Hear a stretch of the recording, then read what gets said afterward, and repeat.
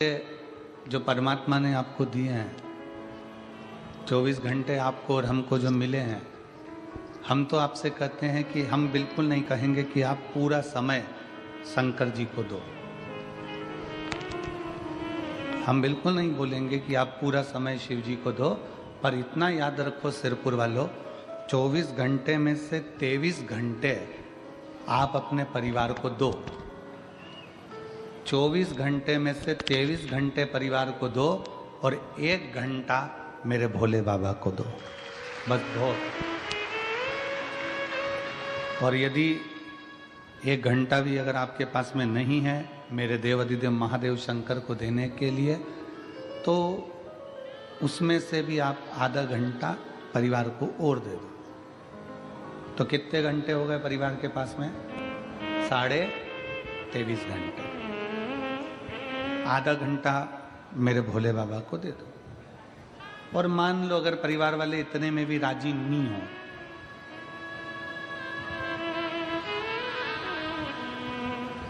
अगर हो सकता है कि परिवार वालों को इतने में भी सुख ना मिले 23.5 घंटे में से भी, तो 15 मिनट और दे दो।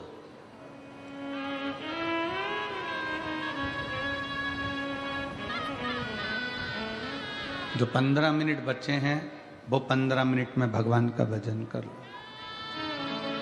और अगर परिवार वाले कहें कि हाँ नहीं, हमको तो 15 मिनट भी नहीं भजन में देना है, तो फिर उनको पूरा समय दे दो। 1 मिनट मेरे भोले बाबा के लिए निकाल लो। वो 1 मिनट के में भजन में भी आपको पार उतार सकता है। 1 मिनट के भजन में भी वो पार उतार।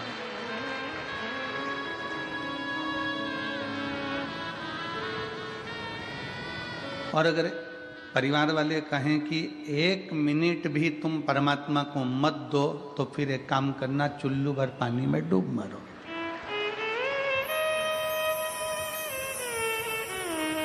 अब 1 मिनट परमात्मा को 24 घंटे में से नहीं दोगे तो जिंदगी किस काम की?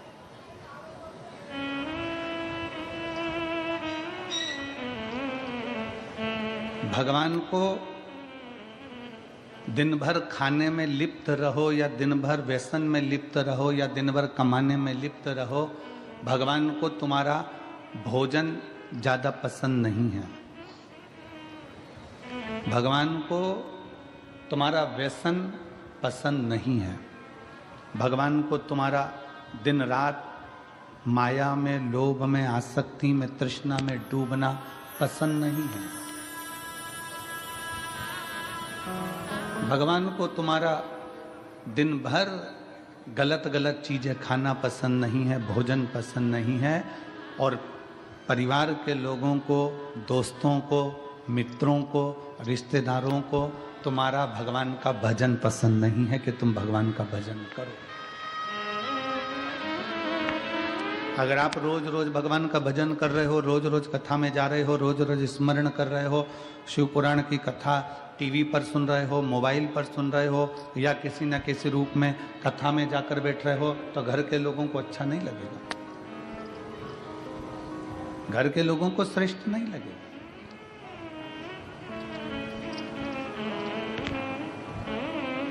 मोहल्ले की अगर कोई माता रोज रोज मंदिर जाए, मंदिर में जाकर दिया बत्ती करे, झाड़ू लगाए, पोछा लगाए, तो लोग कहने लगेंगे ये आ गई सती सावित्री।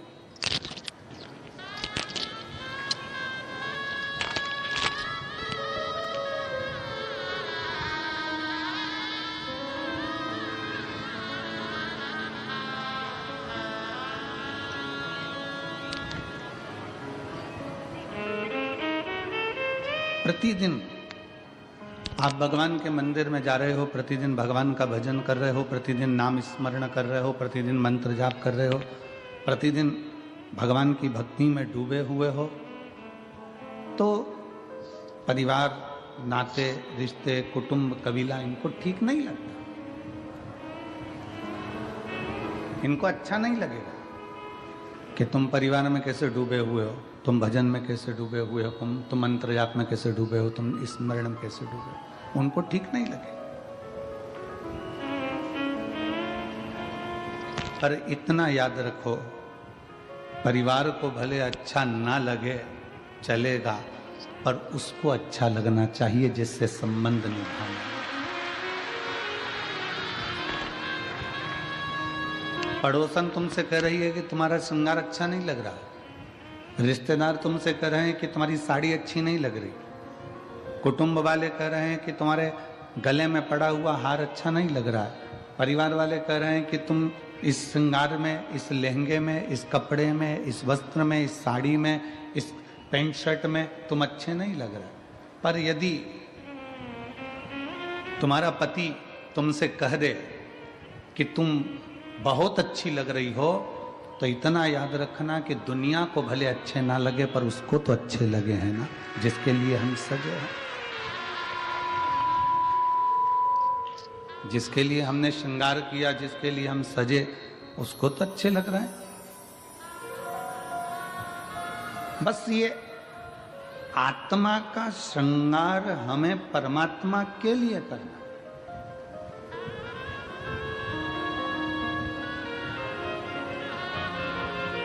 मैंने सबका होके देख लिया, बस तेरा होना बाकी है। मैंने सबका होकर देख लिया, बस तेरा होना बाकी है। मैं सब दर जाकर देख लिया, तेरे दर पे आना बाकी है। मैं सब दर जाकर देख लिया,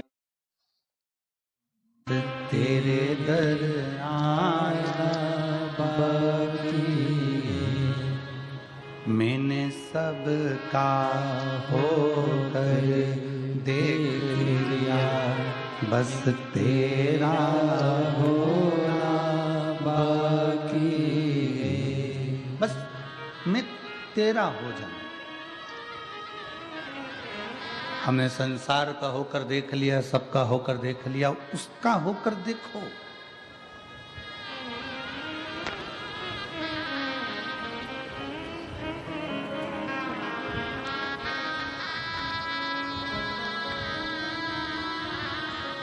काशी में एक व्यक्ति ने एक प्रश्न किया।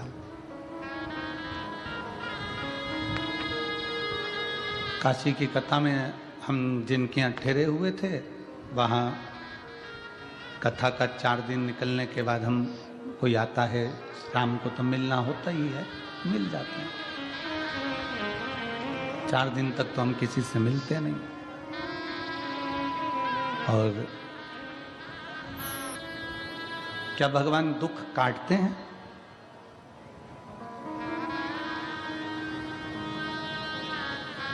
गुरुदेव, क्या भगवान दुख काटते हैं?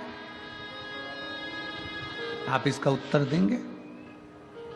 हमने कहा नहीं, भगवान दुख काटते होते तो भगवान दुख देते ही काहे को। भगवान दुख नहीं काटता।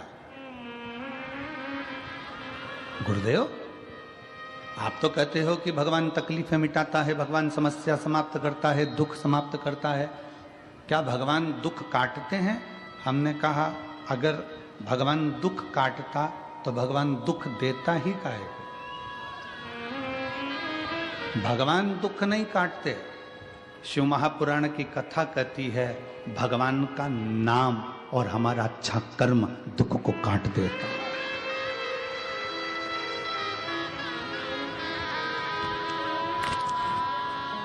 हमारा अच्छा कर्म और भगवान का नाम।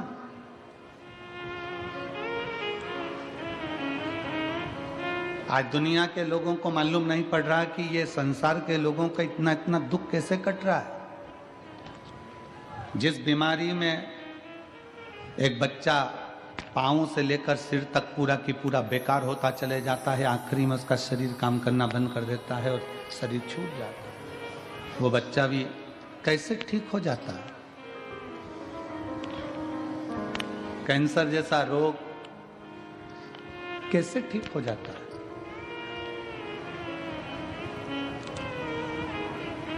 दुनिया के लोग कहते हैं कि दुख याद रखना आपका जपा हुआ नाम, आपका भजा हुआ स्मरण।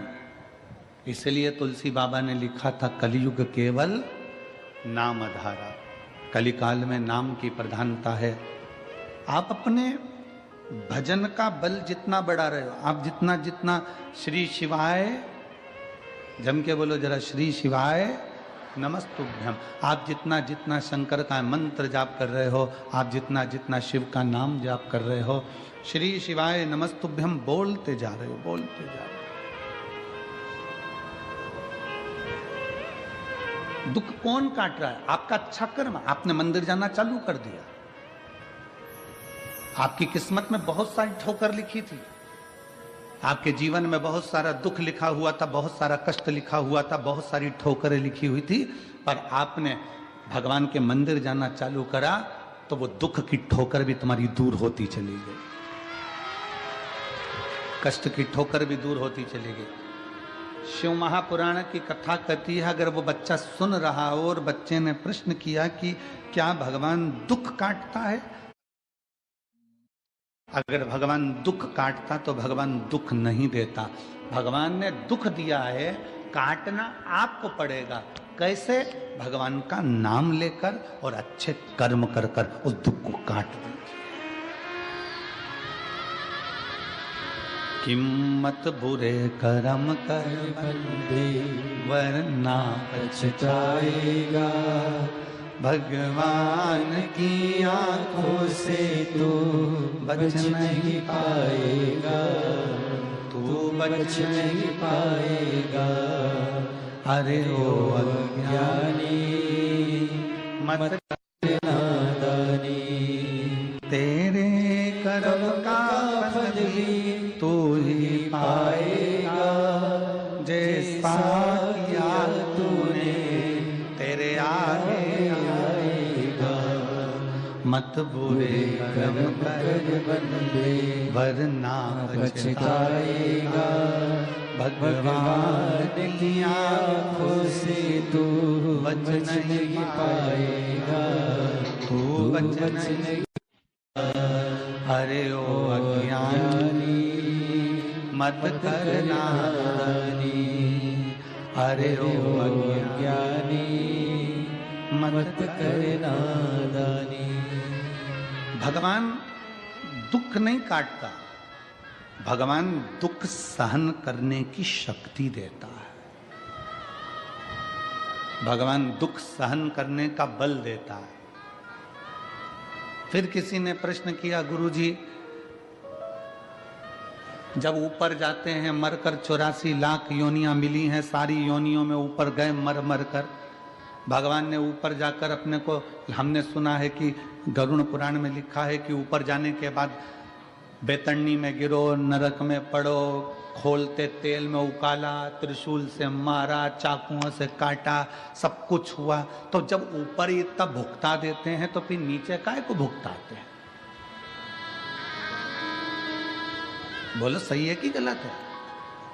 अरे जम के तो बोलो रे, सही है। जब ऊपर खोलते तेल में, गरुड़ पुराण में सुना है कि नहीं सुना? तुम लोगों ने सुना है ना? खोलते तेल में डाल दिया, त्रिशूल से मार दिया, अग्नि में जला दिया और इतना नोच आ गया, शरीर जीव रोने लगा। जब ऊपर इतना भुगताया तो फिर नीचे काहे को भुगताता? हे गुरुजी, जब ऊपर इतना कष्ट मिला है जीवात्मा को तो फिर नीचे जीवात्मा को कष्ट क्यों मिलता है?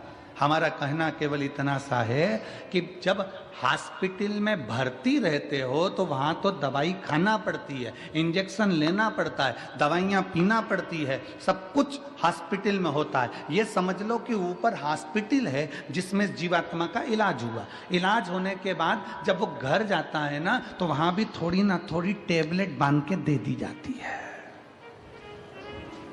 समझ में आ रही है ना कथा? वो हॉस्पिटल है जहां हम भोग कर आए और भोग कर आने के बाद वहाँ के डॉक्टर ने, धर्मराज ने, यमराज ने थोड़ी बहुत टेबलेट बांध कर दे दी कि अब ये नीचे जाएगा तो सुबह शाम ये दवाई मिलती रहेगी, मतलब कहीं ना कहीं दुख प्राप्त होता रहेगा। तो बस उसी तरह डॉक्टर ने कह दिया घर जाकर ये दवाई लेना पड़ेगी, तो डॉक्टर से कहो डॉक्टर साहब मैंने हॉस्पिटल में इतनी दवाई खा ली, अब घर की क्यों दे रहे हो? नहीं, घर का डोज तो देना पड़ेगा, घर पे जाओगे तो ये दवाई तो लेना पड़ेगी, ऐसा तो करना पड़ेगा। उसी तरह जीवात्मा ने कहा जब हम इतना ऊपर भुगत लिए, हमें खोलते तेल में डाल दिया, अग्नि में पटक दिया, पानी में पटक दिया, हमें नोच नोच के खा गए, ऊपर हमें नरक में इतना भुगताया गया, अब नीचे क्यों भुगता रहे हो? तो भगवान ने कहा चिंता मत कर, हॉस्पिटल से छुट्टी करी है तो घर की टेबलेट देकर भेजा है, थोड़ा तो नीचे जाकर भी भोगना पड़ेगा।